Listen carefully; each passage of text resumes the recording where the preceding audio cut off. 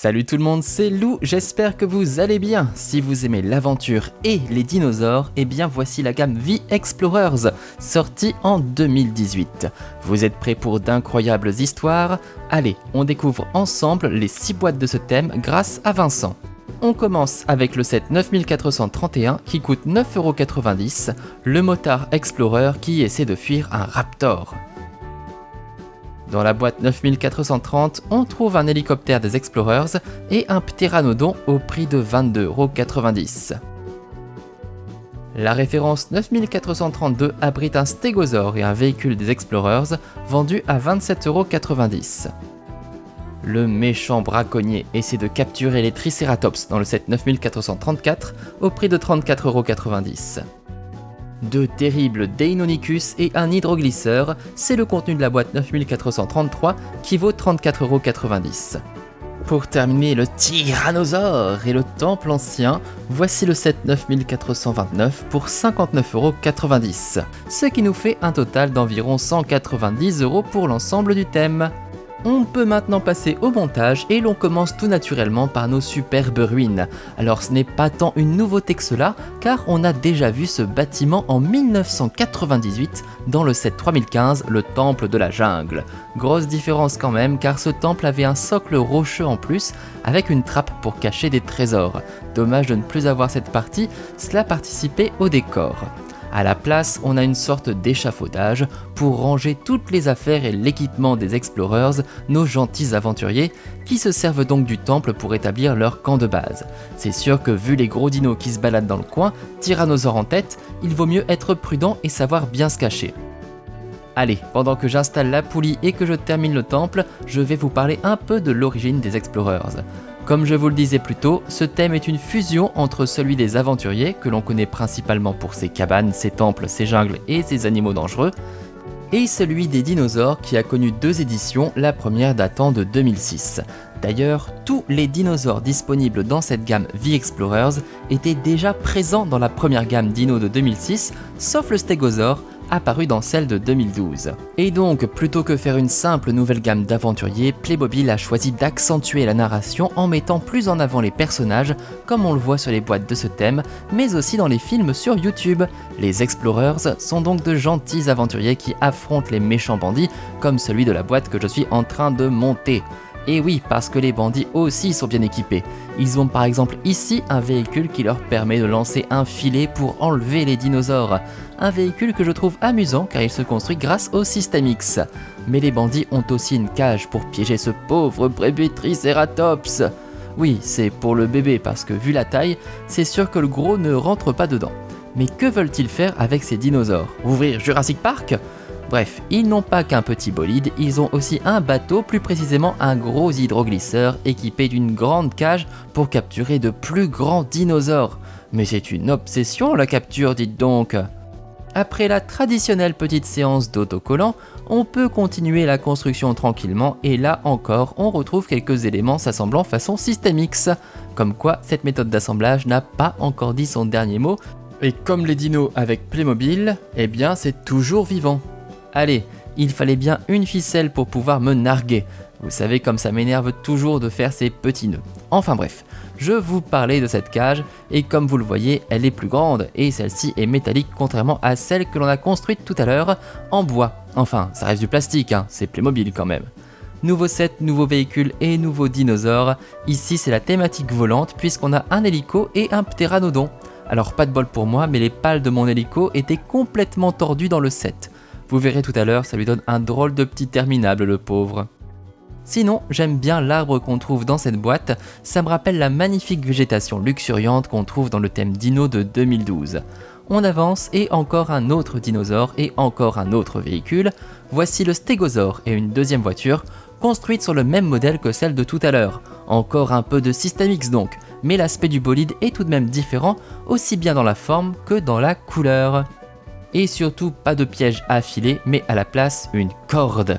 Et oui, encore des nœuds pour toi mon petit loup. Cette fois-ci, c'est pour attraper les dinosaures par la patte comme avec un collet. Bon, toujours un peu galère pour tout fignoler, mais on finit par y arriver et on découvre à nouveau un peu de végétation. Et on termine par une dernière petite boîte qui contient une moto parfaite pour les terrains difficiles et un Raptor, parfait pour se faire grignoter. Et voilà, nos Explorers sont prêts à vivre de grandes aventures. C'est une gamme variée avec beaucoup de véhicules, pas mal de dinosaures et un joli temple qui sert de camp. Bon, là où je suis un peu déçu personnellement, c'est du côté de la végétation. Je trouve que ça manque de grands arbres de la jungle et pourquoi pas du volcan que l'on avait à chaque fois dans la gamme des dinos. Heureusement que le temple est lui bien décoré, ça compense un peu. Voici en tout cas notre casting de dinosaures. On a 6 espèces différentes comme vous le voyez et toutes sont des versions recolorées d'anciens modèles déjà sortis dans les gammes dinos précédentes. Bon, perso, j'aurais bien voulu voir le retour du terrible Spinosaure ou encore de l'Ankylosaure et surtout du gigantesque Brachiosaure, mais bon, tant pis. Je commence par vous présenter notre terrible Tyrannosaure. Évidemment, lui c'est un incontournable, c'est un peu la star des carnivores. Alors précédemment, on l'avait eu en vert, voire vert et rouge, mais là il a pris un bon coup de soleil et il est tout rouge, ce qui le rend encore plus agressif. C'est une figurine très imposante comme vous pouvez le voir, il est très grand par rapport à un cliquis. Il est bien sûr doté de nombreux points d'articulation, ce qui fait qu'on peut vraiment lui faire prendre la position qu'on veut. On bouge ses toutes petites patounes avant toutes mignonnes, mais aussi ses grosses patounes arrière avec les gros orteils pour faire de belles empreintes et on peut également baisser la tête pour rattraper les gens en bas, mais pas la queue, elle ne bouge pas. Et bien évidemment, on peut ouvrir sa bouche pour observer ses grandes dents pointues. Et ça donne pas envie d'être mâchouillé, ça je vous le dis, hein. Allez, on va se rassurer avec la famille Triceratops. Après tout, ce sont des herbivores. Ils ont une teinte orangée assez proche des Triceratops de 2006, mais avec des marques colorées très différentes. Là aussi, on a un gros Triceratops bien articulé. Il bouge la tête, ouvre la bouche pour qu'on puisse mieux voir son gros bec, et on peut s'amuser avec ses grandes pattes musclées. Une fois de plus, la queue n'est pas mobile, néanmoins je trouve ce modèle très soigné avec de jolies finitions, notamment au niveau de la collerette. C'est juste dommage pour les yeux qui manquent de vie. Le bébé quant à lui est un peu plus simple, il peut juste bouger la tête et les pattes, mais avec ses petites cornes toutes rondes, il est vraiment trop mignon. Un joli portrait de famille, enfin quand même, gare au coup de corne, hein. Et voici un autre herbivore, le stégosaure, qui est donc arrivé chez Playmobil en 2012, contrairement à ses amis de la gamme. J'aime bien sa forme de patate, avec des petites pattes et des plaques sur le dos, c'était pour lui un bon moyen de se défendre, en tout cas face aux carnivores à l'époque. Bon quand même, on n'est pas ici pour souffrir, hein. Du coup ces plaques osseuses qu'il a sur le dos sont toutes molles, tout comme les pics qu'il a sur la queue, ouf. Comme ses copains dinos, il peut bouger la tête ainsi que les pattes. Du coup, on peut même lui faire prendre des poses ridicules si on veut. Allez ma grosse patate, c'est l'heure du dodo maintenant. On passe maintenant aux deux Deinonychus, deux carnivores redoutables qui font penser aux Vélociraptors de Jurassic Park. Les points d'articulation sont exactement les mêmes que sur le Tyrannosaure, le cou, la mâchoire, les pattes avant ainsi que les pattes arrière, et d'ailleurs je vais en profiter pour vous montrer la griffe, prête à vous écorcher. Et après il peut vous dévorer avec ses petites dents pointues. Ah bah oui, c'est pas un gentil le Deinonychus, hein. Heureusement que ces bestioles-là ont disparu parce que sinon, moi j'en ferais des cauchemars la nuit, hein. Et voici donc le cousin du Deinonychus, le Vélociraptor, dont le nom est bien plus connu. Alors c'est une sorte de Deinonychus miniature, mais les finitions sont quand même moins bonnes, c'est certain. Et lui, il ne peut bouger que le cou et les pattes arrière, et c'est tout. Mais bon, ça reste un dino-star et donc un indispensable, même si on voit mal sa grosse griffe à la patte. Je vous propose de terminer avec le majestueux Pteranodon qui n'est pas un dinosaure, ni un oiseau. Très précisément, ce sont des diapsides archosaures ornithodiriens. Oui, ça ne vous dit rien? Ben moi non plus, mais comme ça, vous pouvez vous la péter avec un terme savant. Diapsides archosaures ornithodiriens. Bien évidemment, le Pteranodon peut voler. Il a pour cela de très grandes ailes, ici en plastique souple, ce qui évite de les abîmer. Lui aussi est articulé, ainsi on peut lui bouger ses minuscules petites pattes qui lui permettent de s'accrocher aux branches, et on peut bouger son cou et même ouvrir son bec en appuyant sur sa crête. Son bec est d'ailleurs doté d'un ressort qui fait qu'il se ferme tout seul, ce qui permet de s'en servir comme pince. Et c'est comme cela que l'on peut attraper des poissons par exemple avant de les relâcher sur la tête du voisin. Ou bien notre ami Ptera pourra les donner à ses bébés lorsque ses œufs auront éclos. Regardez comme ils sont énormes! D'ailleurs, le Pteranodon lui-même est énorme, regardez son envergure! Vaut mieux pas trop l'embêter celui-là, hein? Les différentes boîtes de la gamme contiennent également différents lézards, dont des lézards dotés d'ailes pour planer. Cela ajoute un peu de vie à notre jungle, enfin à nos deux pauvres arbres pour le coup. Passons désormais au gros bâtiment de la gamme, et c'est d'ailleurs le seul, c'est bien sûr le temple en ruine, imposante structure de pierre qui a été du coup privée de son socle comme je vous l'expliquais durant le montage. En tout cas, vu l'état de délabrement et tous les arbres qui poussent sur ce temple, ça fait longtemps qu'il n'est plus habité, mais les Explorers ont réussi à le reconvertir en base d'opération. Sympa le mélange ancien et moderne, vous trouvez pas ? Regardez, la structure est tellement vieille qu'il y a un pan de mur qui s'est écroulé et que des plantes ont commencé à pousser partout. Et vous avez remarqué le visage à l'avant du temple ? On voit bien les yeux rouges, le gros nez et la bouche qui sert d'entrée. C'est marrant, non ? Et tout en haut de la structure, pour tous les aventuriers qui n'ont pas peur d'escalader, trône une idole en or, un trésor inestimable, vestige d'une ancienne civilisation disparue. C'est incroyable ça. Comme l'objectif du temple est quand même de se protéger, on a même un petit bouton qui permet de relâcher une herse. Bon, il y a de la place pour passer en dessous, mais heureusement ça peut bloquer les gros dinos. Petite vue de l'intérieur, on voit que la herse est parfaitement bloquée dans la structure quand elle est remontée. L'intérieur justement, profitons-en pour regarder à quoi ressemble le camp des Explorers. Bon, c'est assez rudimentaire, on a de la place que pour l'équipement, on n'a même pas de lit de camp ni même de vivres. Enfin bref, si cette disposition ne vous convient pas, vous avez tout de même la possibilité de retourner la tour en bois vers l'extérieur et la réaménager comme vous le désirez. C'est vous qui voyez. Et qu'est-ce qu'on trouve en haut de la tour ? Eh bien, je vous le donne en mille, un pistolet zinzin qui fait de la lumière pendant 8 secondes. Hop, voilà, comme ça on peut aveugler Roger le T-Rex qui veut croquer de l'aventurier. Non Roger, coucouche panier.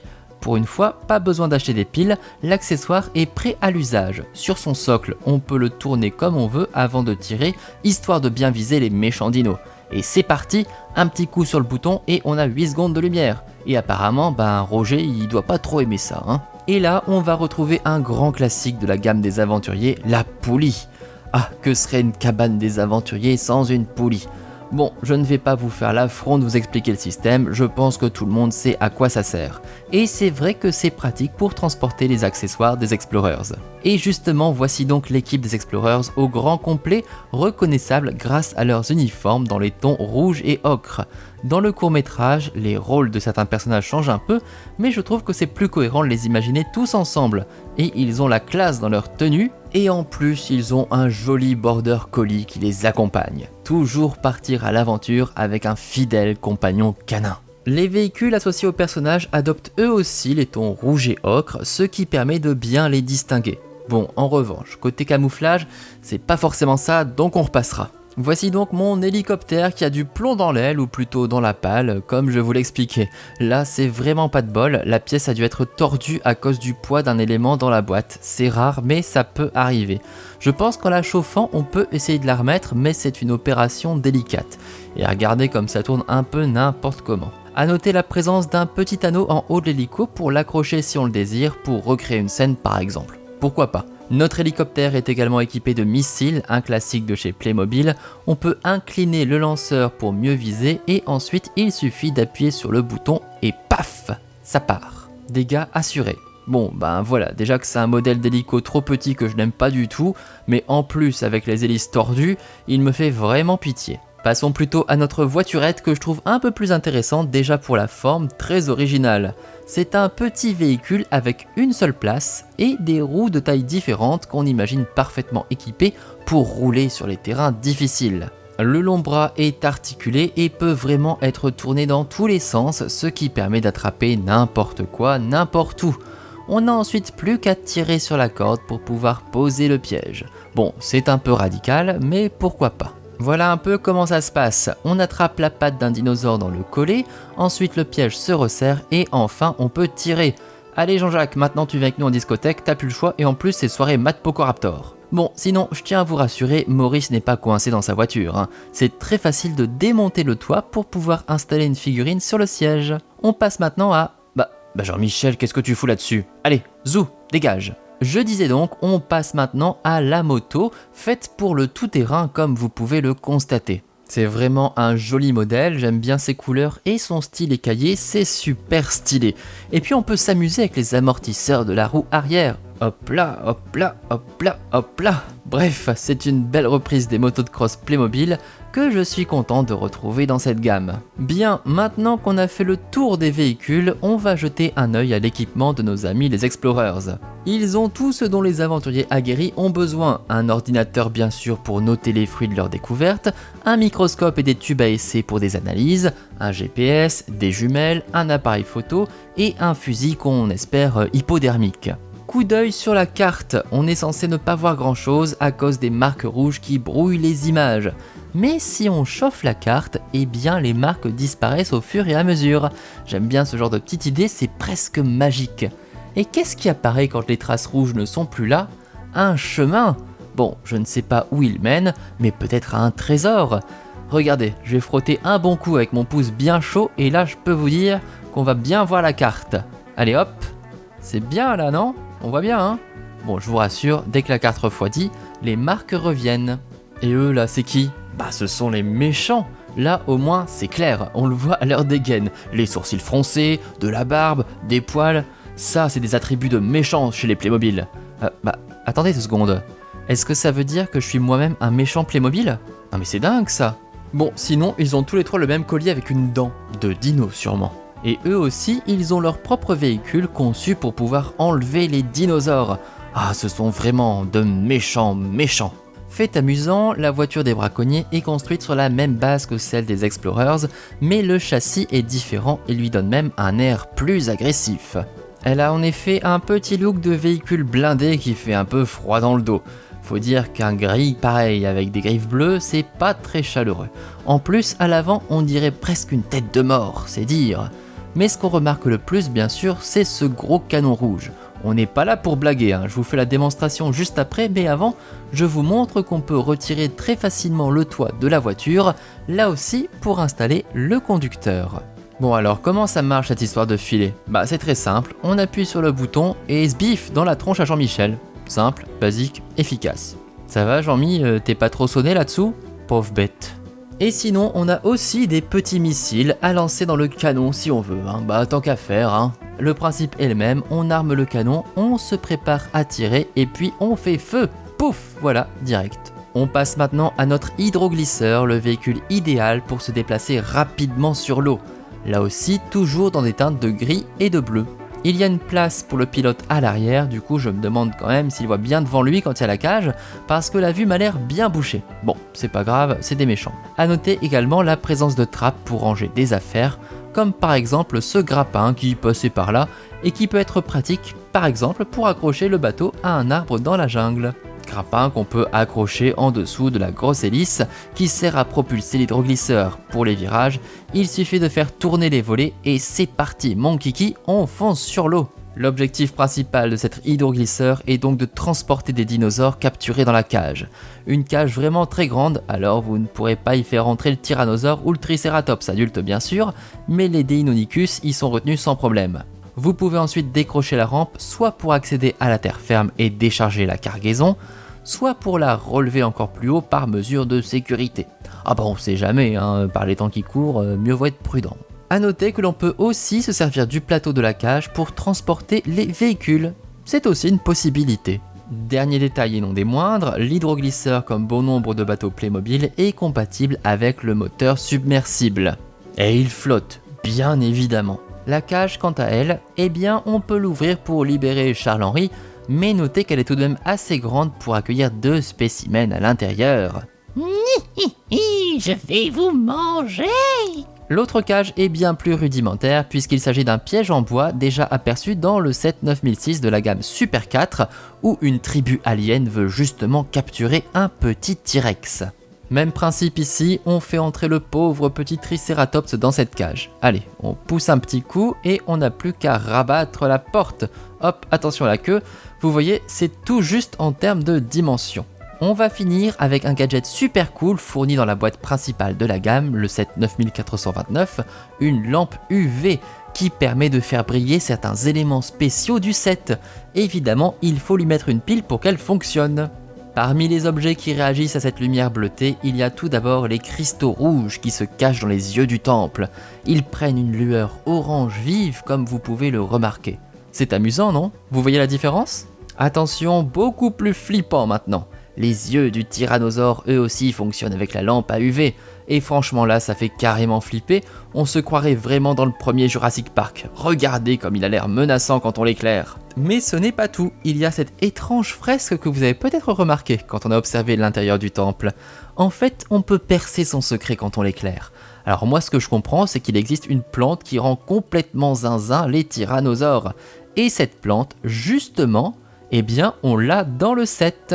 Il faut tout d'abord écarter les feuilles pour l'observer, et elle aussi, elle réagit à la lumière de la lampe UV. Regardez comme elle prend des couleurs vives. Donc c'est un peu comme une herbe à chat, mais pour les tyrannosaures. C'est bon à savoir. C'est d'ailleurs une des rares plantes de la gamme, car comme je vous le disais, ce thème est vraiment trop radin en végétation, ce que je trouve vraiment dommage. Le peu qu'on a est mignon, mais vraiment très simple, et en dehors de l'arbre du ptéranodon et de l'herbe à chat du tyrannosaure, ce sont des plantes vraiment communes. Probablement le plus gros point noir de la gamme Explorers à mon goût, avec l'absence de certains dinosaures comme le brachiosaure. Mais justement, maintenant qu'on a fait le tour, c'est lequel votre dinosaure préféré?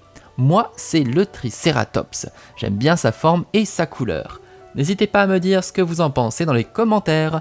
N'oubliez pas de découvrir mes autres unboxings des autres thèmes Playmobil qui pourraient vous intéresser, comme les aventuriers bien sûr.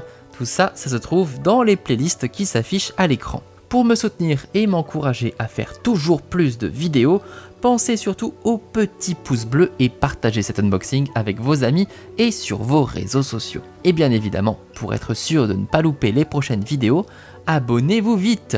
A très bientôt dans le monde merveilleux des Playmobil pour plein de nouvelles découvertes. Salut!